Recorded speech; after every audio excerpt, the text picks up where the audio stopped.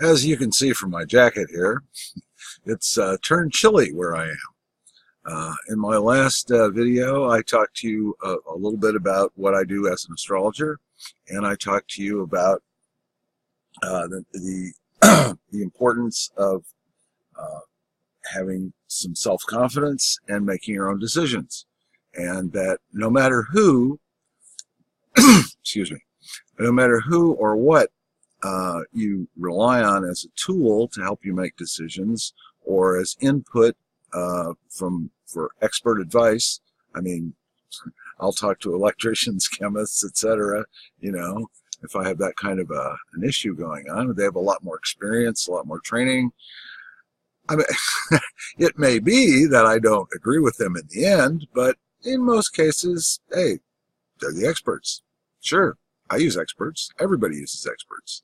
But whether you use experts or not has no bearing on whether or not, as a rule, you make your own decisions, you formulate your own opinions, you have confidence in your own judgment.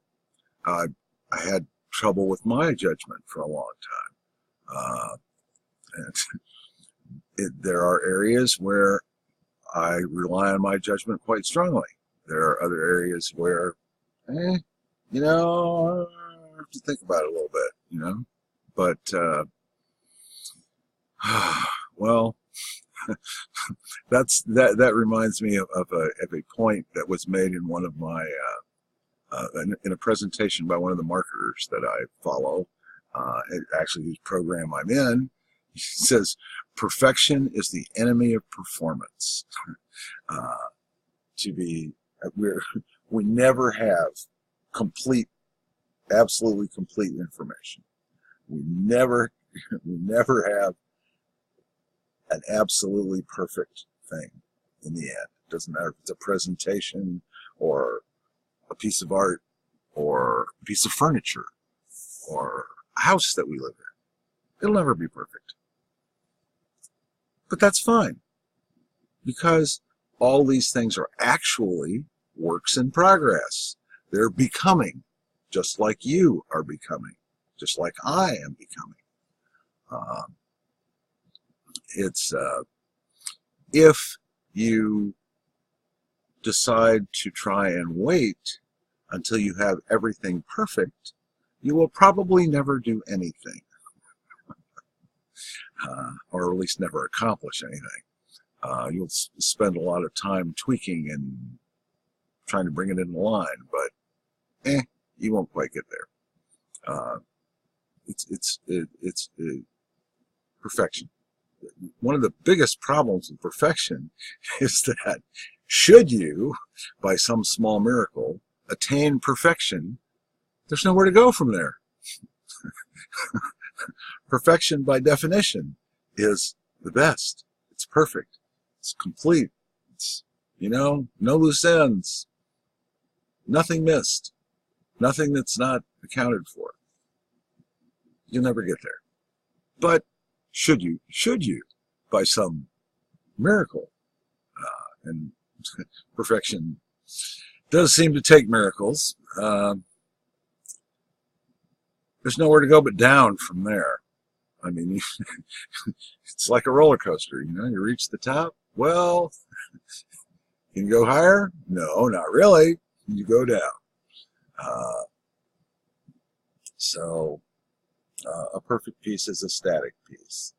It either maintains or it goes down. It doesn't get any better. It's perfect, right? You never want to be perfect. It doesn't leave you any room. On the other hand, you don't want to be deliberately as far from perfect as you can get either. That's sort of a negative track, But anyway,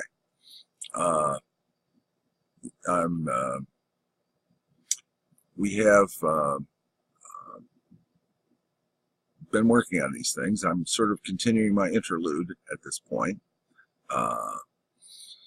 And I'm going to pause for a second here and collect my thoughts too, so I can continue in a reasonably coherent manner. There we go. Okay, in speaking about confidence and perfection and the advice of experts and the inputs, the inputs to making your decisions, it occurs to me that as an astrologer, one of the things that I sometimes see in charts is situations where a person is misguided. They're in a period of time where they believe something that isn't true, someone is misleading them, or they're just, they're just not clear about where they are. And in those cases, I mean, sure, I can tell them, look, you may be a little off on this. You may want to think this through another time, or get more information before you actually do anything. I'm not trying to keep them from taking action. I'm trying to help them avoid taking wrong action. And the thing is,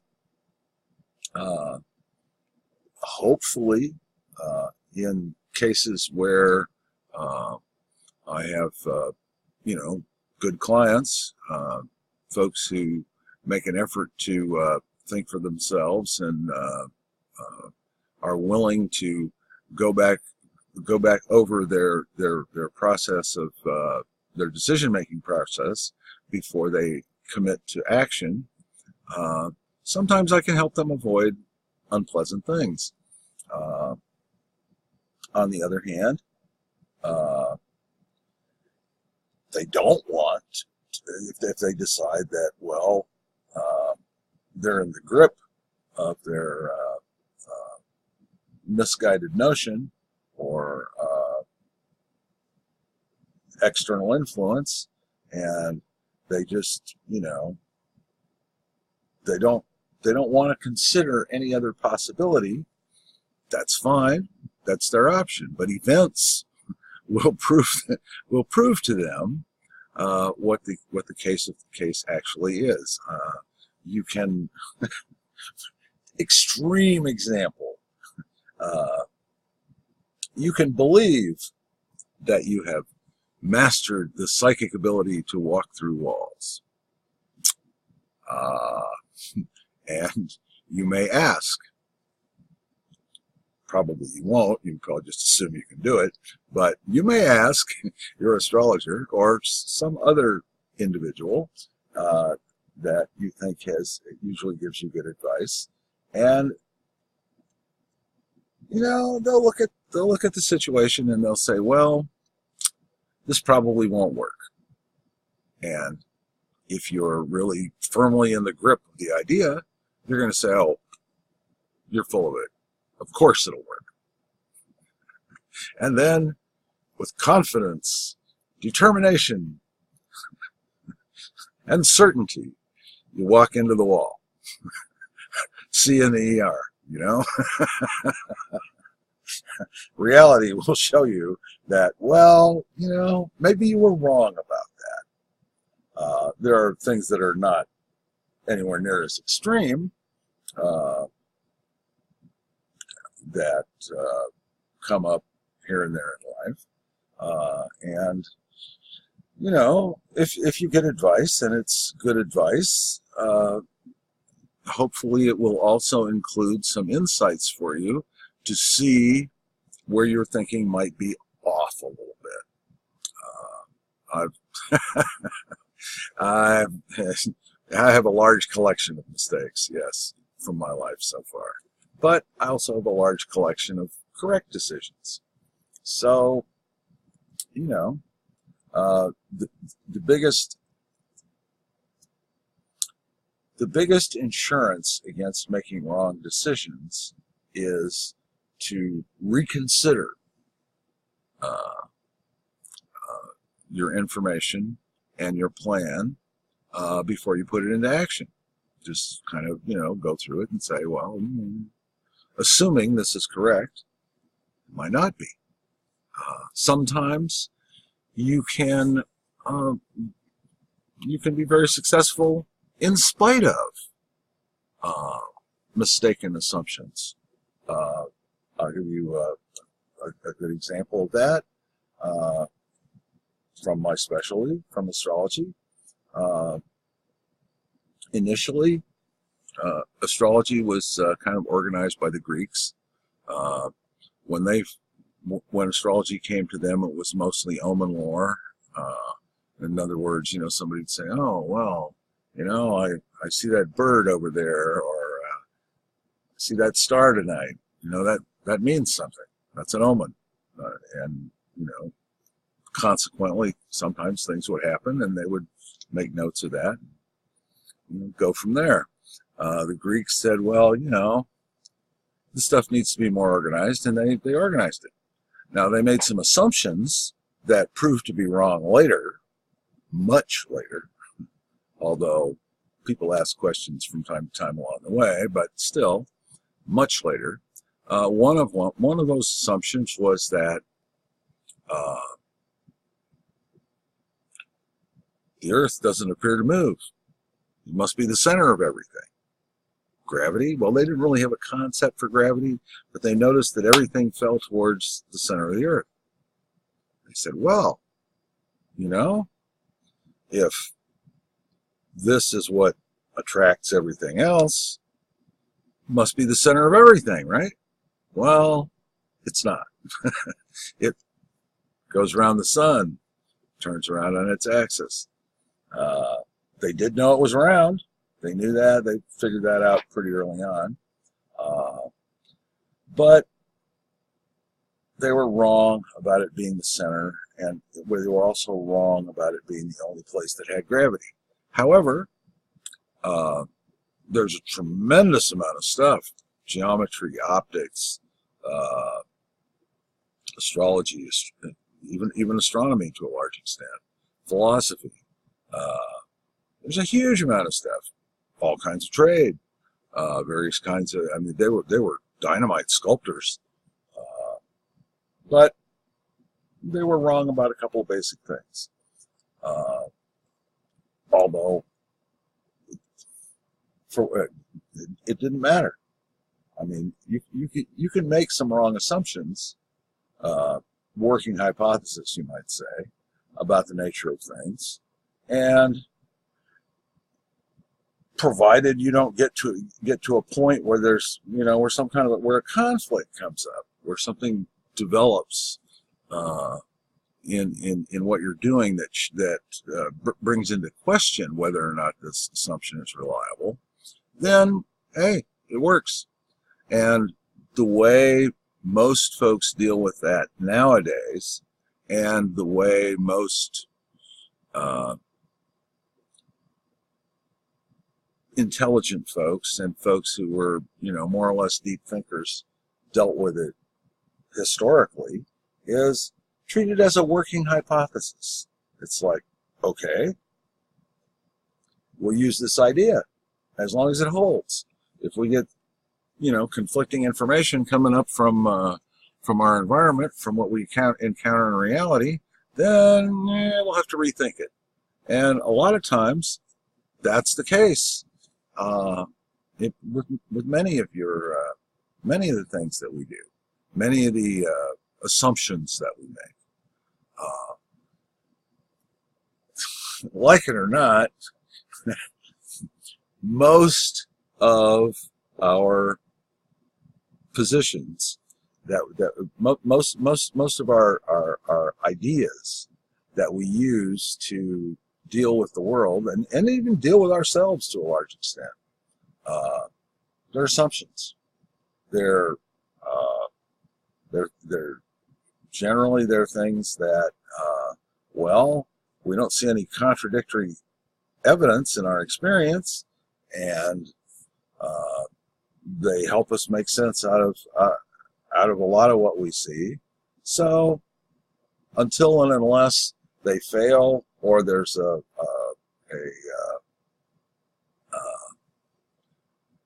major contradiction somewhere, you use it.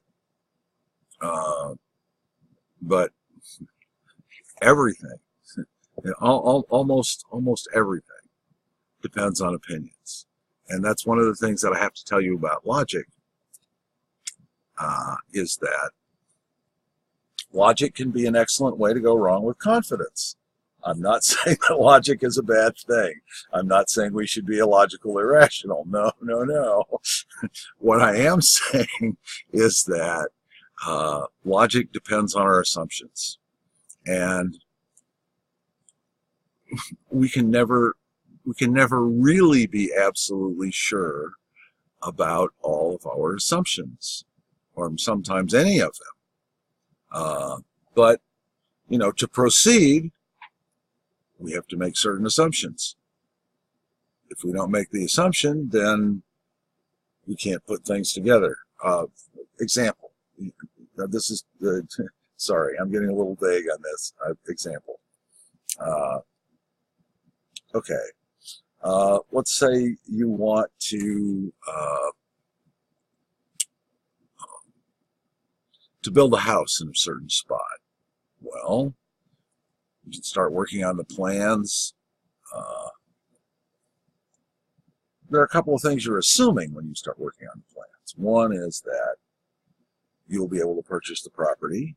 Two is that the materials you want to build the house out of are available. And three is that your, you know, the personnel to actually, you know, the contractors, the builders, will be available, and they will operate according to your plan. And so you proceed. You're making a lot of assumptions here. You're also assuming that your income is going to hold up from beginning to end on putting this house together. Now that's a pretty mundane kind of example, but there are a lot of assumptions involved there.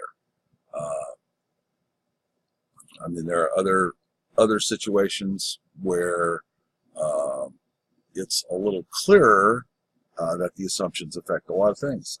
Now, in the earlier example that I gave you of the Greeks, they assumed that the Earth was the center of the universe. Why not? They did know it was round,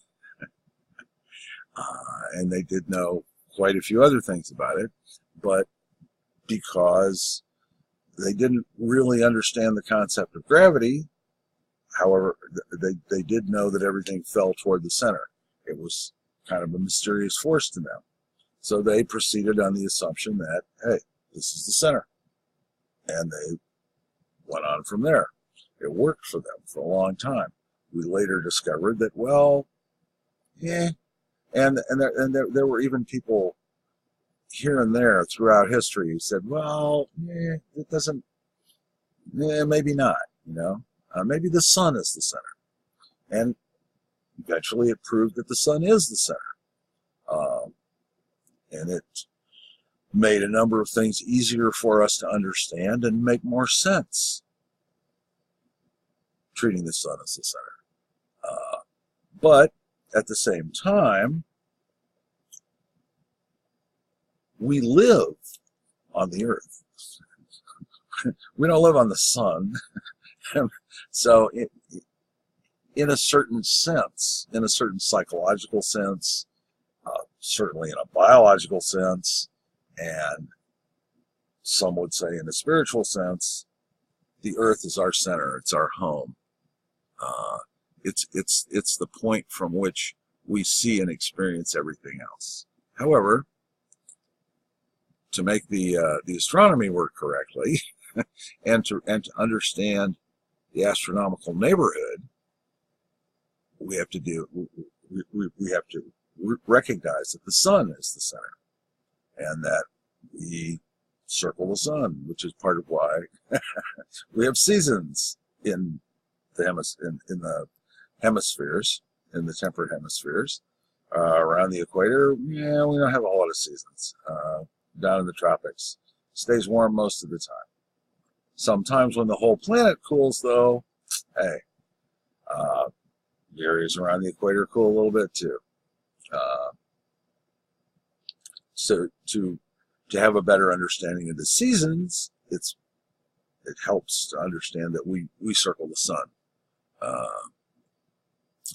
Anyway, I will work on getting some a little bit clearer examples on this, and I'm going to work on the resource pages. Hopefully I'll have those out soon. I've been looking at a couple of videos about how to put a link, how to include a link with the video, and I'll be doing that soon.